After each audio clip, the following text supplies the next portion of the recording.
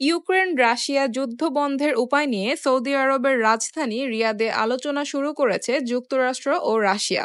যুক্তরাষ্ট্রের পররাষ্ট্রমন্ত্রী Marco Rubio ও রাশিয়ার পররাষ্ট্রমন্ত্রী সের্গেই ল্যাভরভ আলোচনায় অংশ নিয়েছেন।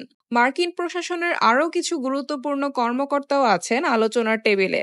মঙ্গলবার সংবাদ মাধ্যম বিবিসি বাংলা জানিয়েছে, ইউক্রেনের পক্ষে কাউকে এই আলোচনায় দেখা যায়নি। মার্কিন কর্মকর্তারা জানিয়েছেন, এই বৈঠকের মানে যুদ্ধ বন্ধের আলোচনা শুরু নয়, বরং যুক্তরাষ্ট্র দেখতে চায় যুদ্ধের ইতি টানার বিষয়ে রাশিয়া কতটা আন্তরিক। এদিকে রাশিয়া বলছে, এই বৈঠক হলো যুক্তরাষ্ট্রের সঙ্গে সম্পর্ক স্বাভাবিক করার একটি প্রক্রিয়া। যুক্তরাষ্ট্রের প্রেসিডেন্ট ডোনাল্ড ট্রাম্প ও রাশিয়ার প্রেসিডেন্ট ভ্লাদিমির পুতিনের মধ্যে বৈঠকের প্রস্তুতি হিসেবেও বিবেচনা করা হচ্ছে এই আলোচনাকে। এদিকে যুক্তরাষ্ট্র ও রাশিয়ার এই বৈঠকের ঘোষণা আসার পরই ইউরোপীয় নেতারা প্যারিসে পৃথক এক বৈঠক করেছেন। সেখানে ব্রিটেনের প্রধানমন্ত্রী স্যার কিয়ার স্টারমার বলেছেন, ইউক্রেন যুদ্ধ শেষ হওয়ার পর দরকার হলে তিনি দেশটিতে সেনা পাঠাতে রাজি আছেন। তবে জার্মানি এই প্রস্তাবকে অসঙ্গত বলে উল্লেখ করেছে।